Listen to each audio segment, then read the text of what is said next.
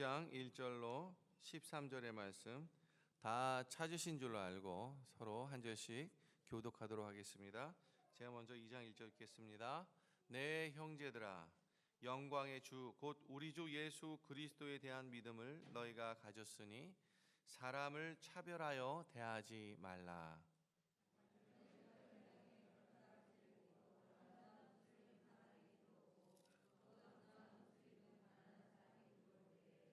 너희가 아름다운 옷을 입은 자를 눈여겨보고 말하되 여기 좋은 자리에 앉으소서 하고 또 가난한 자에게 말하되 너는 거기서 있든지 내 발등상 아래 앉으라 하면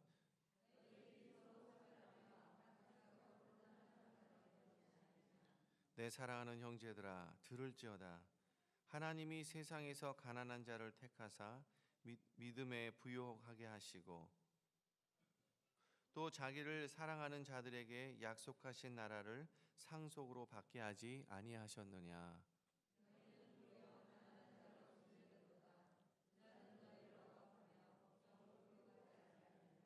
그들은 너희에게 대하여 일컫는 바 그 아름다운 이름을 비방하지 아니하느냐.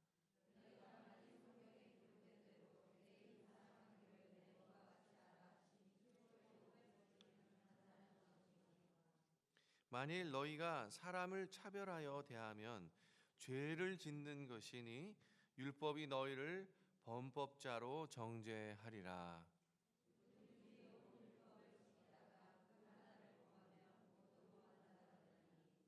간음하지 말라 하시니가 또한 살인하지 말라 하셨은즉 내가 비록 간음하지 아니하여도 살인하면 율법을 범한 자가 되느니라.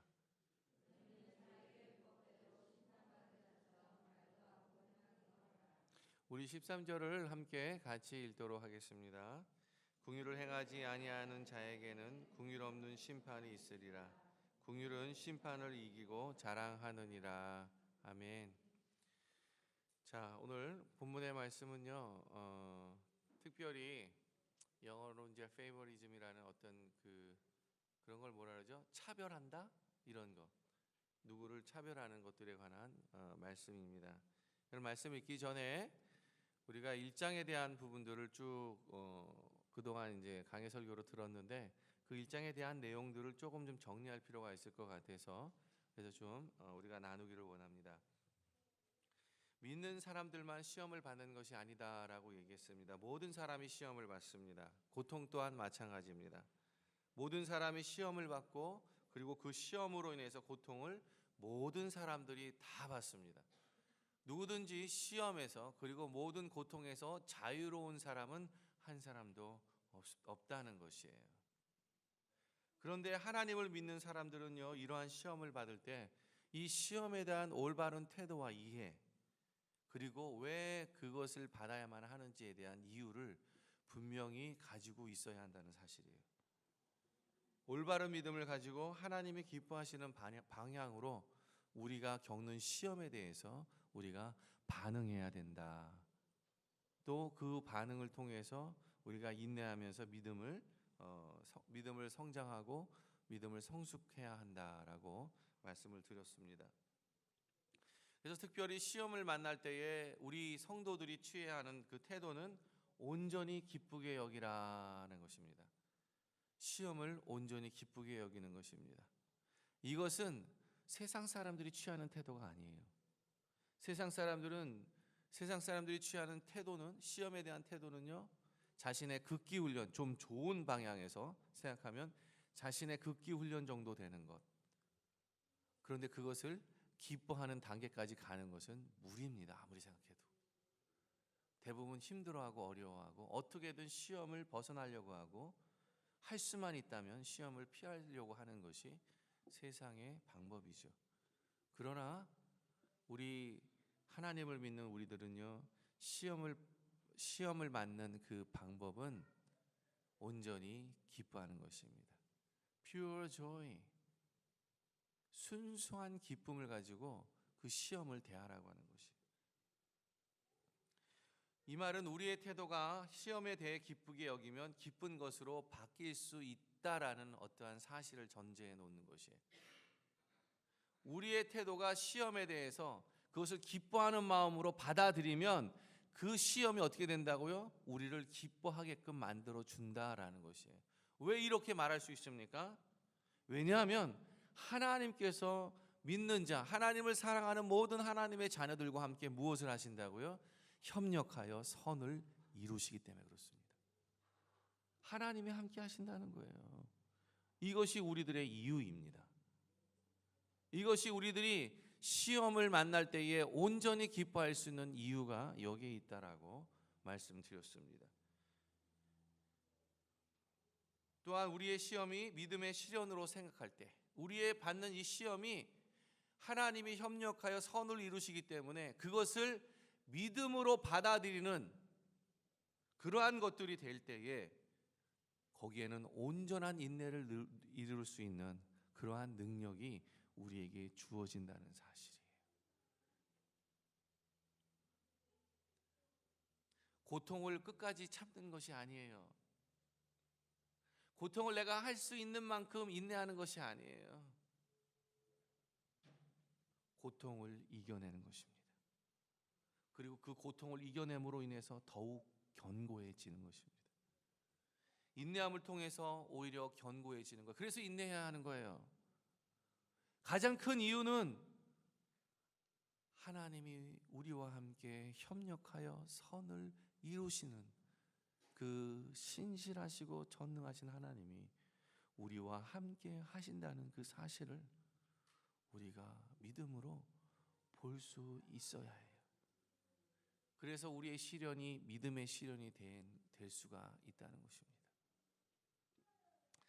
우리가 믿음으로 서면 하나님이 도와주세요. 우리가 하나님을 신뢰하면서 믿음으로 서면 하나님이 역사하십니다. 시험의 궁극적인 목적은요, 온전하고 구비하여서 조금도 부족함이 없게 하는 것이다 라고 그렇게 말씀드렸어요. 온전하게 구비하여 조금도 부족함이 없게 하는 것, 이것이 우리에게 시험으로 주어지는 것이에요. 여러분, 사람은요 너무나 평온하고 너무나 화평하고 행복한 가운데서 잘 자랄 것만 같은데, 여러분 그렇게 될 때는요 그것이 무엇이냐? 온실 안에 있는 꽃과 같은 거예요. 온실 안에 있는 그 꽃이 특징이 무엇입니까? 꽃을 보니까요 온실 안에 있는 꽃이나 자연에서 피는 꽃이나 어때요? 꽃의 아름다움은 동등해요. 근데 뭐가 다릅니까? 꽃이 풍기는 향기요. 꽃이 풍기는 향기가 다릅니다. 온실 안에 있는 그 꽃의 향기는 있지만은 그 향기가 멀리 가지 않아요. 그런데 자연에서 자라고 많은 시련과 풍파를 거친 이 들에 핀 이 꽃은요, 이 냄새가요, 이 향기가 저 멀리까지 갑니다. 그래서 벌들이 찾아와요. 저 멀리 있는 나비들이 찾아오는 곳입니다. 달라요. 이렇듯이 우리에게 시험은 온실 안에 있는 온전한 화초가 아니라 들에 있는 들핀 꽃이 이 자연과 함께 조화롭게 그리고 건강하게 자라기 위한 필수 요소인 것입니다. 하나님 그걸 아셨어요. 그래서 하나님 어떻게 해요? 어차피 받을 시험 온전히 기쁘게 여기라고. 왜냐하면 그것이 하나님과 함께 하실 거고, 그리고 뿐만 아니라 조금도 부족함이 없이 온전하게 구비하기 위한 하나님의 좋은 도구다라고 그렇게 말씀드렸어요. 단지 이러한 능력과 지혜를 하나님께 구할 때 조건이 하나 있어요. 이유가 왜 조건이 있냐? 하나님 우리에게 구하실 때 우리가 무엇인가를 지혜를 구하고 이 시험에 대한 부분들을 넘어가기 위해서 능력을 구할 때 후히 주시고 꾸짖지 않으세요. 다 주신단 말이에요. 근데 조건이 하나 있습니다. 그냥 주시지 않아요. 그 조건이 무엇이었습니까? 믿음으로 구하는 거였어요.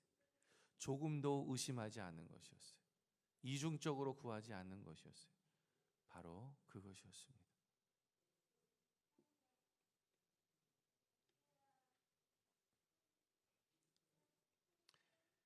그러면서 1장의 12절 이하로 지난주에 우리가 나눴던 것처럼 시험에 대해서, 시험을 받는 자에 대해서 한마디로 탁 정의를 하세요. 어떻게 정의하시냐면 시험을 참는 자는, 시험을 인내하는 자는 복이 있다. 참 우리 하나님은 대단하세요. 시험을 당하는 게 너무 어려운데, 시험을 감당하는 게 어려운데 그 시험을 감당하고 당하는 사람이 어떻다고요? 복이 있다라고 선언하시는 거예요. 여러분 주변에 참으로 어려운 일들이 많으십니까? 감당해야 될 많은 과제들이 여러분 속에 있습니까? 여러분 그 과제만을 보지 마세요. 그 과제 속에서 함께 협력하여 이루어 나가실 그 하나님을 그 시험 속에서 발견하시기를 바랍니다. 그렇게 될 때 여러분 우리들은요 시험을 참는 자 복이 있다라고 하신 말씀이 있어요. 그러면서 하시는 말씀이 뭐냐면 이유는 생명의 면류관, 약속하신 생명의 면류관을 그 시험을 참는 자에게 주시겠다라고 말씀하시는 거예요. 뿐만 아니라 내가 시험을 받는 모든 사람들이 내가 하나님 때문에 시험을 받는다는 말을 하지 말라고 합니다. 이유는 무엇입니까? 하나님은 거룩하시기 때문에, 하나님은 선하시기 때문에, 하나님은 정의로우시기 때문에 어떠한 악을 행할 수 있는 속성이 그 안에는 아무것도 없다는 거예요. 거룩하시기 때문에요. 뿐만 아니라 그렇기 때문에 하나님은 다른 사람에게 악을 행하도록 무엇을 하실 수 있는 분이 아니라는 사실이에요. 하나님은 선하신 분입니다. 누군가가 선하다고 하면서 다른 사람에게 야, 너 이런 나쁜 일 좀 해라고 한다면 그 사람이 선하다는 것은 모순일 것입니다. 그렇지 않겠습니까? 그런데 하나님이 선하시다는 사실 자체 하나만으로도 다른 사람에게 악을 행하도록 시험을 하실 수 있는 분이 아니라는 사실을 우리는 이성적으로 논리적으로도 알 수가 있는 것이에요. 그렇지 않겠습니까? 그래서 성경은 말하기를 시험을 받는 이유, 그리고 시험을 받는 이유 중에서 죄를 짓는 이유가 무엇이냐? 그것은 우리들의 욕심이다라고 표현하고 있어요.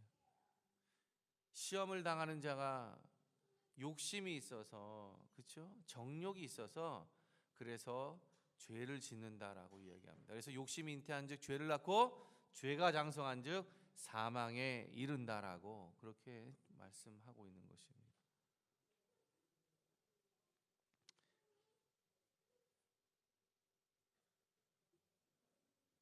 여러분, 자기 욕심에 이끌려서 죄를 짓게 되는 것이고 결국은 사망에 이르게 되는 것이에요. 근데 우리가 이 본문을 지난주에 쭉 우리가 나누면서 우리가 꼭 발견해야 되는 사실 한 가지가 있습니다. 그것은 무엇이냐면은 누구나 모든 사람은 시험을 받습니다. 그렇죠? 근데 시험을 받는 데에는 두 가지의 결과가 반드시 따르게 된다는 사실입니다. 이 피할 수 없는 시험 속에서 두 가지의 결과, 두 부류의 사람이 나오는데 그 중에 우리는 하나로 결정이 된다는 것이. 그것이 뭐냐면 시험을 인내함으로 이겨서 생명의 축복을 받든지 아니면 욕심이 잉태하여 죄를 낳고 죄가 장성한즉 사망을 낳든지 둘 중에 하나라는 거예요. 시험은 모든 사람이 받습니다. 그런데 그 시험을 받는 모든 사람들의 결과는 둘 중에 하나로 나온다는 것이에요. 그 중간은 없어요. 내가 생명을 얻든지 아니면 죽든지 둘 중에 하나예요. 오늘 야고보서는 그거를 우리에게 말하고 있습니다. 하나님은 정말 믿을 만한 분입니다. 신뢰 많은 분이에요. 모든 것을 협력하여 선을 이루시는 분이에요. 무엇을 선택하시겠습니까? 시험 안 당하는 사람 없고, 또한 고통 안 당하는 사람 없고, 고난 속에 있지 않는 사람 아무도 없습니다. 무엇을 선택하시겠습니까? 생명을 선택하시겠습니까? 아니면 죽음을 선택하시겠습니까? 오늘 야고보 사도는요, 우리들에게 도전합니다. 무엇을 선택할 것이냐? 생명이냐, 죽음이냐? 그렇게 말하고 있어요.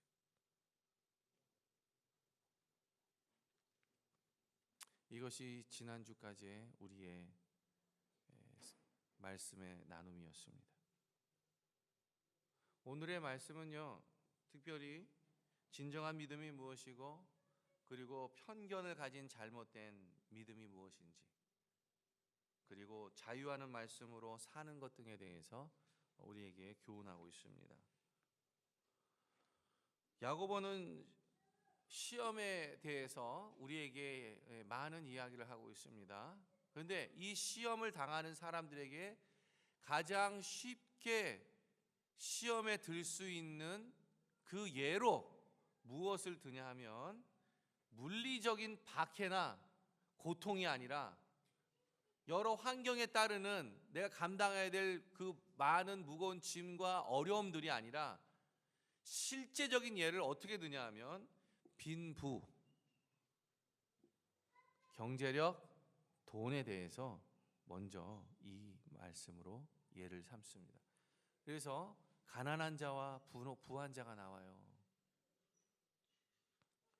아마 제 생각에 이 야고보 사도가 이렇게 이 가난한 자와 부한 자를 실제적인 예로 든 이유는, 아마 이 야고보 사도가 섬기고 있는 교회가 실제적으로 이러한 문제들로 분명히 많은 고통을 받고 있었구나라는 것을 우리가 알 수 있는 거예요. 아마 예루살렘에 있는 교회였겠죠. 예루살렘 교회, 이스라엘 안에 있는 교회였겠죠. 그 교회 안에 아마 빈부의 차가 많이 있었던 것 같습니다. 그런데 이렇게 돌아보면은요, 오늘날 교회에도요 반드시 빈부의 차가 있습니다. 여러 가지 이유로. 아니나 다를까 이 당시에 이 사회 계층에서 이렇게 예수님을 믿는 사람들의 부류들이 대충 어떤 사람들이었냐면, 굉장히 사회적으로 연약한 사람들이었고, 사회적으로 지위가 낮은 사람들이 대부분이었어요. 대부분 교회에 많이 찾아왔어요. 우리가 이것을 어떻게 알 수 있냐면, 첫째는요, 여러분 그 사도 바울이 썼던 빌레몬서에 이 빌레몬과 오네시모가 등장합니다. 그렇죠? 여러분, 빌레몬은 주인이었고 오네시모는 그의 종이었습니다. 그런데 오네시모가 어떻게 해요? 빌레몬을, 주인을 떠나서 도망친 거예요. 그 사건이 일어났어요. 그런데 사도 바울이 전한 복음의 메시지를 듣고 그가 회개하면서, 그렇죠? 이 사도 바울에게 돌아오죠. 그래서 사도 바울이 이 오네시모가 진정으로 하나님을 믿는 것과 회개하는 것을 보면서 이 빌레몬을 향해서 이 오네시모를 용서하고 주의 형제로서 잘 받아줘라 라고 하면서 쓴 편지가 뭐라고요? 그게 빌레몬서입니다. 그래서요, 실제적으로 이 예수님의 이 복음의 메시지, 이 사도 바울의 이 복음의 메시지는요, 사회를 구성하고 있는 이 신분의 계급 사회를 전복시키는, 그것을 바꾸어 버리는 그러한 복음의 메시지였어요. 그러니 얼마나 많은 노예들이, 얼마나 많은 종들이, 그리고 얼마나 많은 사회적으로 억눌림 당할 수 있고 착취당할 수 있는 그런 낮은 지위에 있는 그런 사람들이 얼마나 교회에 많이 나왔겠습니까? 뿐만 아니라 우리 사도행전을 보면은요, 사도행전에 이제 초대교회가 서면서 굉장히 그 안에 큰 일이 일어납니다. 시험이 들죠. 그것은 뭐냐하면 그 이스라엘 사람, 주이시 사람의 과부와 헬라 사람의 과부 사이에서 분쟁이 일어납니다. 왜냐하면 그 당시 교회에서는 굉장히 어려운 사람들이 많아서 돈이 많은 사람들이 뭘 했냐면 자신의 것들을 다 팔아서 뭐예요? 교회에다가 헌금을 하면 그 헌금한 것으로 이 가난한 사람들, 이 과부된 사람들, 고아된 사람들에게 나누어 줬단 말이에요. 필요에 따라서. 그런데 그것이 어떻게 해요? 마치 눈에 보는데 공평하게 주는 것 같은데 이 이스라엘 사람들의 눈에는 왜냐하면 12사도가 주님의 12사도가 이스라엘 사람이잖아요. 근데 마치 이스라엘 사람들을 더 많이 주는 것처럼 이 헬라의 과부들이 보았던 것 같아요. 로마 시대에. 그래서 그것이 분쟁이 되어서 교회의 문이 일어나는 것을 볼 수 있습니다. 이 말은 뭐냐면 과부들이 많았다는 거예요. 교회에 아이들이 많았다는 거예요. 또한 사회적으로 약자인 사람들이 많았다는 거예요. 교회에는. 그래서 그들을 위한 어떠한 여러 가지 시스템들이 있었다라는 것을 다시 이야기합니다. 노인도 많았지요. 실제적으로 빈부의 차가 아마 야고보가 섬기고 있는 교회도 많았던 것 같습니다. 그래서 실제적으로 이 문제들이 일어났었고요. 그래서 항상 연보에 대해서 사도 바울이 이야기를 많이 하죠. 그 연보가 뭐냐면 가난한 사람들 복음을 위해서 써야 되는 그러한 헌금들입니다. 그러한 것들로 사도 바울이 늘 교회를 향해서 격려하고 또 감사하는 그러한 메시지들을 우리는 곳곳에서 발견할 수 있는 것입니다. 아마 야고보 교회도 그랬던 것 같아요. 그래서 이 문제를 제일 먼저 탁 들고 나옵니다. 돈은요, 많든 적든 참 시험이 될 수 있는 그러한 것들입니다. 적다고 불평하고요, 많다고 자만해서는 안 되죠. 야고보 사도는요 이렇게 얘기합니다. 부한 자는 풀의 꽃과 같이 지나간다고 말하면서요 반드시 쇠잔할 것이다 라고 말합니다. 풀의 꽃처럼 부의 힘보다 그 한계를 아는 것이 바로 참 지혜라는 사실을 이야기하고 있어요. 주 안에서 변화된 지혜와 부의 한계를 깨닫지 못한다면 우리도 빈부의 문제에서 자유로울 수가 없어요. 성도가 자랑할 것은요 영적인 소속감이지, 우리가 주님을 믿는 주님의 자녀라는 것, 우리가 주께 속했다라는 그런 영적인 소속감이지 물질적인 소유에 많고 적음이 아니라는 사실이에요. 다시 한번 말씀드립니다. 성도가 자랑할 것은요 영적인 소속감이에요. 내가 물질이 많아 이게 아니에요. 내가 좋은 집에 살아 이게 아니에요.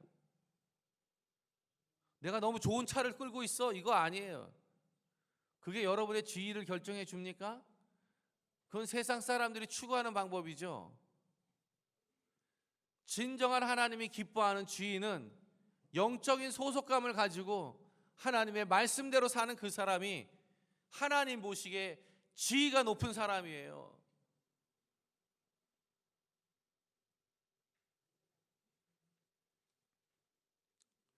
부가 아닌 의를 추구하면서 사는 것, 그것을 말합니다. 우리가 2장 1절을 한번 같이 읽도록 하겠습니다. 같이 2장 1절 읽습니다. 읽겠습니다. 내 형제들아, 영광의 주 곧 우리 주 예수 그리스도에 대한 믿음을 너희가 가졌으니 사람을 차별하여 대하지 말라. 사람을 차별하여 대하지 말라. 여러분, 이 차별하여 대하지 말라는 말은요 그냥 단순히 전하는 말이 아닙니다. 안 돼, 안 돼. 뭡니까? 명령이에요. 명령. 절대 하지 말라는 것입니다. 명령이에요. 사람 차별하지 말라고. 이러한 차별을 행하는 자들에게 야고보는 경고를 하는 것입니다. 그러면서 왜 그렇게 해야 하는지 그 이유를 설명하고 있어요. 어디서요? 2절부터 4절까지. 우리 2절부터 4절까지 한번 같이 읽겠습니다. 만일 너희 회당에 금가락지를 끼고 아름다운 옷을 입은 사람이 들어오고 또 남루한 옷을 입은 가난한 사람이 들어올 때에 너희가 아름다운 옷을 입은 자를 눈여겨보고 여기 좋은 자리에 앉으소서 하고 또 가난한 자에게 말하되 너는 거기서 있든지 내 발등상 아래 앉으라 하면 너희끼리 서로 차별하며 악한 생각으로 판단하는 자가 되는 것이 아니냐.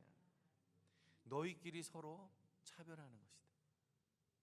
악한 생각으로 판단하는 자, 그 판단하는 자리에 이미 들어간 그 사람이 됐다는 거예요. 뭐 할 때? 가난한 자, 부한 자를 차별하기 시작할 때. 이건 아주 간단합니다. 앉는 의자부터 보면 알아요. 앉는 의자부터. 여기 보면 어떤 사람이 부자인 것 같은 사람이 들어올 때 눈여겨본다는 거예요. 계속 주목하여서 본다는 거예요. 뭘 주목하여서 보는 겁니까? 야, 저 사람이 얼마나 부자일까? 돈을 가졌을까? 와, 저 생김새나 옷차림이나 이런 거 보니까, 우와, 두른 거 보니까, 야, 장난 아니네. 와, 저 사람 참 부자인 것 같아. 와, 잘 보여야겠다. 좋은 자리 줘야지. 그래서 제일 좋은 앞자리 주고. 어떤 사람은 허름하게 입고 오는데 보니까 콕 남한테 빌어먹을 것 같고, 남한테 해를 끼칠 것 같고, 교회에 도움이 되기보다는, 예? 헌금도 못하고 그럴 것 같아서, 아이고, 저 사람 보니 싹수가 노라네. 아이고, 내가 가까이 가면 안 되겠다. 그러면서 좀 친절하기도 하지 않고, 아유, 저쪽에 앉으세요 하면서 저 맨 뒷자리에 앉으라고 그러고, 이런 걸 이야기하는 겁니다.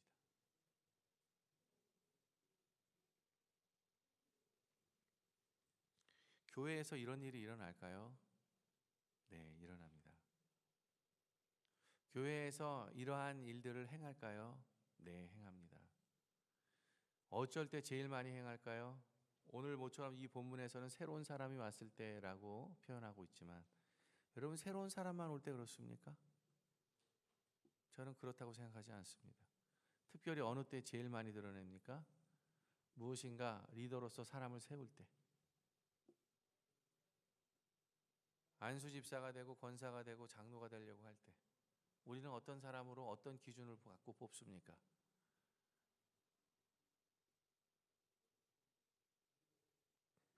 우리는 그 사람이 얼마나 가졌나, 그 사람이 얼마나 영향력 있는 사람인가, 그 사람이 얼마나 부유한 사람인가, 그 사람이 얼마나 사회적으로 좋은 직업을 가지고, 예? 얼마나 많은 일을 하고 있는가, 예? 그런 영향력 갖고 따지는, 얼마나 좋은 차를 타고 있는가, 얼마나 은행에 돈이 얼마나 많이 저축되어 있는가, 예? 이런 게 기준이 되는 건 아닙니까? 우리의 기준이 무엇입니까? 그러한 교회의 리더를 뽑는 기준이 무엇이에요? 사도 바울은 그래요. 정결하고 정숙하고 거룩하며 술을 즐기지 아니하며 하나님의 말씀을 지키며 사는, 그렇죠? 한 아내의 아내이고 그 자녀가 예수님을 거스르지 않는 그러한 자녀를 둔 사람, 그런 사람이 교회의 리더가 되어야 된다고 얘기하잖아요.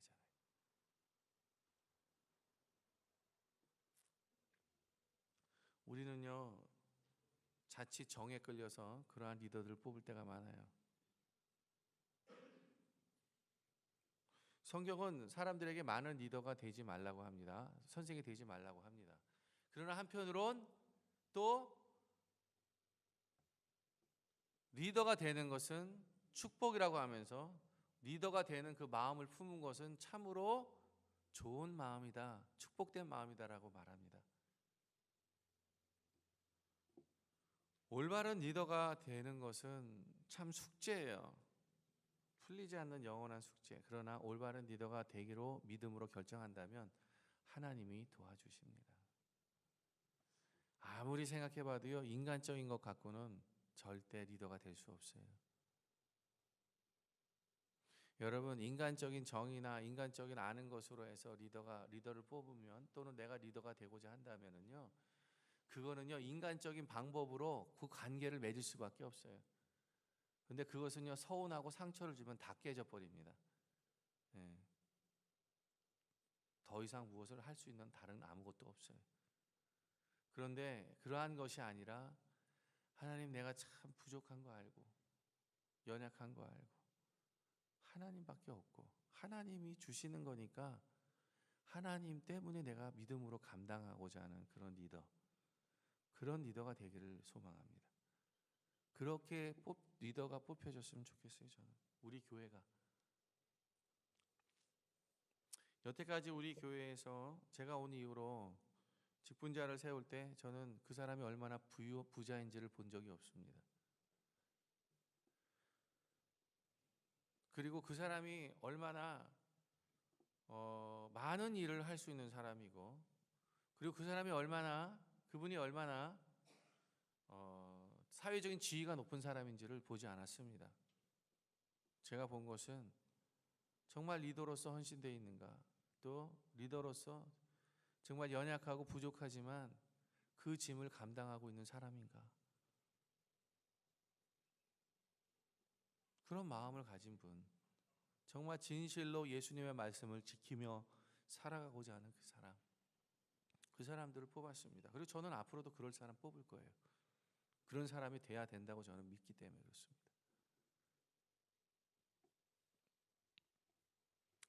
제가 사역을 하다 보니까는요, 사역을 하면서 제가 진짜 발견한 게 있는데요, 미국에서나 한국에서나 보면은요, 가장 교회가 어려울 때가 언제냐면 교회를 건축할 때예요. 대부분. 왜 그러냐면은 교회를 건축할 때 보면 헌금을 해야 되는데 그 헌금 때문에 시험이 참 많이 듭니다. 근데 참 그러한 과정, 그런 몇몇 교회들을 경험한 적이 있는데, 그러한 과정들을 통해서 제가 발견한 사실이 뭐냐면요, 교회는 돈 많은 사람이 짓지 않습니다. 교회는 정말 믿음 있는 사람, 그런 분들이 짓더라고요. 근데 그런 분들이 대부분이 굉장히 가난한 사람들입니다. 1년 동안 용돈을 아껴서 모아서 주머니에 있는 쌈짓돈 갖고 와서 건축 헌금 내시는 참 연세 많으신 권사님,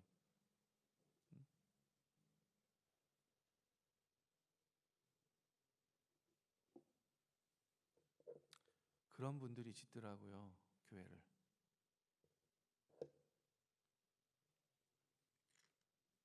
저는 그런 모습들을 보면서 발견한 사실이에요. 아, 교회는 부자라고 돈이 많아서 텅텅 짓는 게 아니구나. 오히려 부자들, 먹고 살만한 사람들이 오히려 헌금 생활 안 하는 걸 저는 더 많이 경험합니다. 나누는 삶은 못해요. 참 안타까워요. 하나님 앞에 가서 뭐라 얘기할지 저는 참 무섭습니다. 그런 분들. 우린 다 하나님 앞에 가서 하나님 뭐 했냐고 물어볼 텐데, 저기 야고보가 그런 이야기를 하잖아요. 뭐라고 이야기합니까? 1장에서 이렇게 얘기합니다. 누구든지 스스로 경건하다 생각하며 자기 혀를 재갈 물리지 아니하고 자기 마음을 속이면 이 사람의 경건은 헛것이라. 하나님 아버지 앞에서 정결하고 더러움이 없는 경건은, 진정한 믿음은, 올바른 믿음은, 참된 믿음은 곧 고아와 과부를 그 환난 중에서 돌보고 자신의 물질을 나누고 기도를 나누고 도움을 나누고 시간을 나누고 자기를 지켜 세속에 물들지 아니하는 그것이 진정한 믿음이고 진정한 하나님 안에서의 경건이라고 사도 바울이 우리에게 이렇게 말씀하고 있잖아요. 사도가 야고보죠. 야고보 사도가 이것이 진정한 믿음이라고 오늘날 우리에게 그렇게 말씀하잖아요.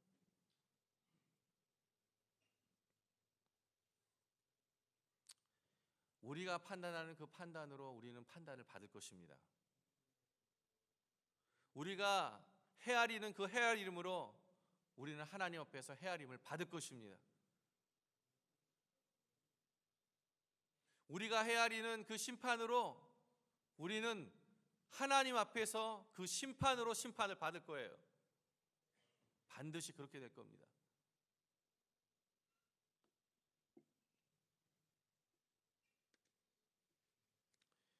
마태복음에 보니까 비판을 받지 아니하려거든 비판하지 말라. 판단을 받지 아니하려거든 판단하지 말라. 헤아림을 받지 않으려면 헤아리지 말라. 너희 비판하는 그 비판으로 너희가 비판을 받을 것이요 너희가 헤아리는 그 헤아림으로 헤아림을 받을 것이니라. 그렇게 말씀하고 있어요. 하나님은 빈부에 따라 차별하지 않으십니다. 하나님의 판단의 기준은요, 부가 아니라 사랑입니다. 하나님의 판단 기준은 부가 아니에요. 사랑이에요. 세상 기준에서 주목받을 것 없더라도 하나님을 사랑하는 이들에게 믿음의 부유함을 주시고 하나님 나라의 상속자가 되게 하셨습니다. 하나님의 나라는 세상의 가치를 뒤엎는 나라입니다. 차별은 성도인 우리가 저항해야 할, 반드시 없애야 할 이 시대의 가치와 문화입니다. 교회 안에서는 차별이 있어서는 안 됩니다. 교회는 세상과 똑같이 악한 기준으로 선을 나누고 서로 편을 나누고 차별 대우하고 있는 것이 사실이고 우리의 실정입니다. 부의 한계를 알고 가난한 자들에게 당하고도 그들을 여전히 부자를 환대하고 가난한 자들을 홀대합니다. 부자가 영광의 주를 조롱하는데도요, 교회가 부자들 편에서 약자를 괄시하는 것은요, 어리석은 정말 자기 모순입니다. 천국의 약자를 소외시키는 자들을 위한 자리는 없어요. 천국에 약자를 무시하고 멸시하는 그러한 자들을 위한 자리는 없어요.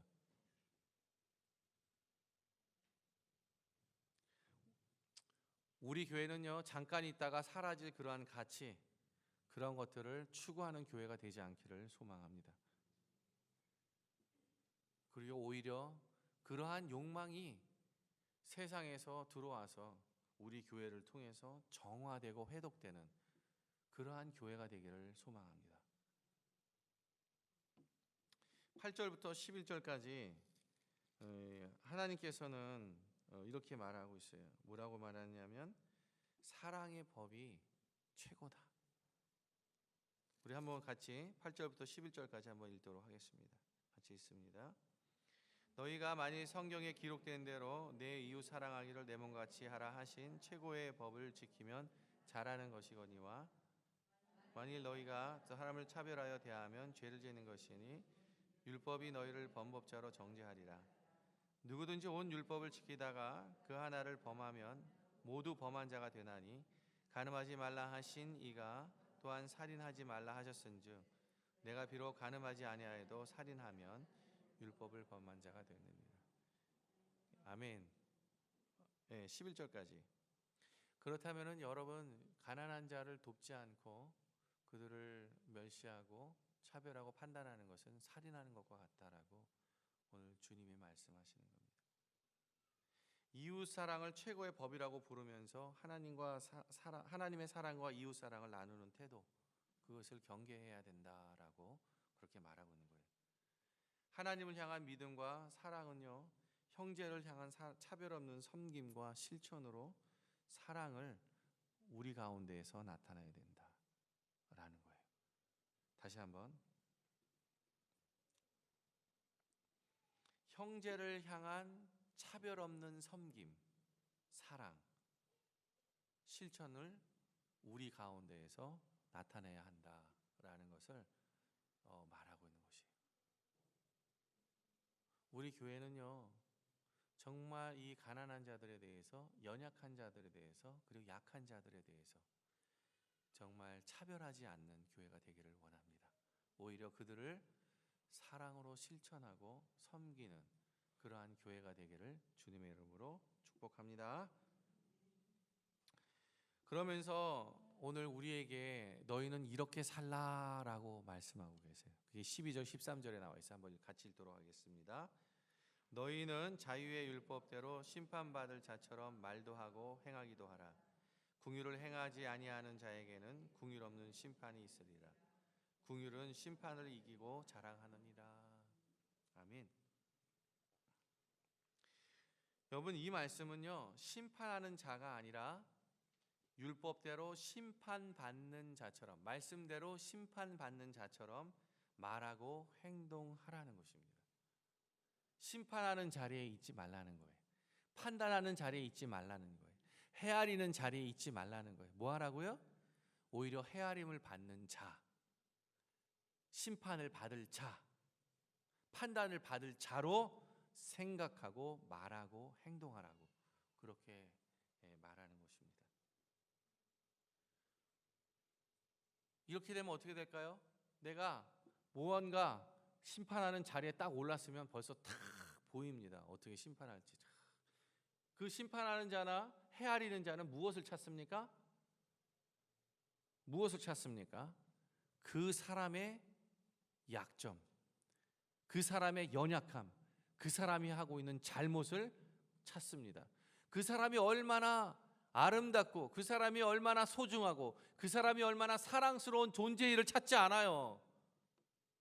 먼저는 그 사람이 갖고 있는 그 약점부터 찾아서, 그렇죠? 그래야 심판하고 판단하니까, 그래야 헤아리니까. 그 자리가 그런 자리예요. 여러분, 교회의 리더가 된다는 것, 교회를 섬긴다는 것은요, 심판하는 자리에 있지 않는 것입니다. 그것은 오히려 내가 심판받을 자리에 들어가는 것이에요. 그것이 진정한 리더고 그것이 진정한 섬김을 하는 자입니다.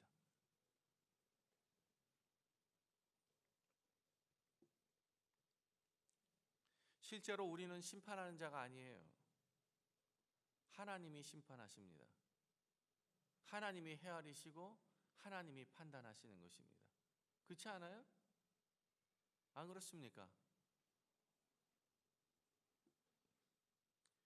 참 무서운 말씀은요, 긍휼을 행하지 아니하는 자에게는 긍휼 없는 심판이 있다는 사실. 긍휼을 행하지 아니하는 자에게는 긍휼 없는 심판이 있습니다. 어떤 사람이요, 심판하는 자리에 있는 사람은 긍휼이 없어요. 왜? 많은 사람들의 잘못을 보려고 하기 때문에.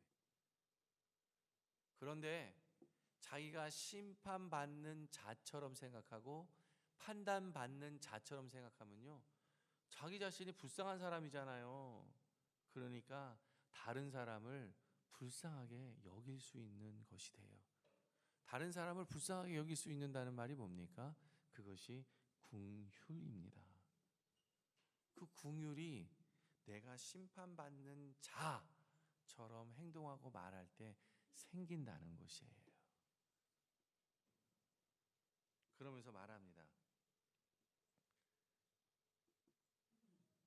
뭐라고 이야기하냐면, 긍휼을 행하지 않은 자에게는 긍휼이 없는 심판이 있으리라. 긍휼은 심판을 이기고 자랑하느니라. 긍휼은요, 심판을 이기고 자랑하는, 이 말은 그 사람은 적어도 심판받지 않는다, 이 말이에요. 무슨 심판이요? 죄에 대한 심판을 받지 않는다는 뜻입니다. 우와, 할렐루야.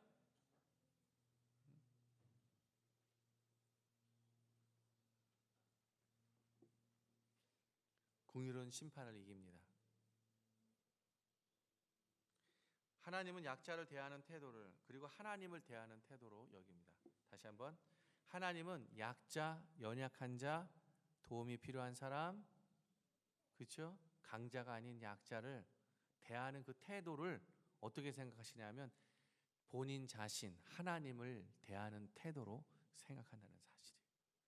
하나님 그렇게 생각합니다. 그러니까 어떻게 해요? 두렵고 떨림으로 해야죠. 안 그렇습니까? 차별은 하나님의 차별을 스스로 자처하는 일이에요. 차별은요, 누군가 차별하잖아요. 그러면 하나님이 나를 차별하시는 거예요. 그 말이에요. 긍휼이 없이는 아무도 율법의 정죄에서 자유로울 수 없다는 것이에요. 재물과 세상의 약자들을 대하는 내 태도는 어떻습니까? 재물과 세상의 약자, 교회 안에 연약한 사람들을 대하는 태도가 어떻습니까? 우리가 한번 돌아보시길 바랍니다. 돌아보세요. 내가 심판의 자리에 있는 건지 아니면 심판을 받는 자처럼 행동하고 말하는지 보세요.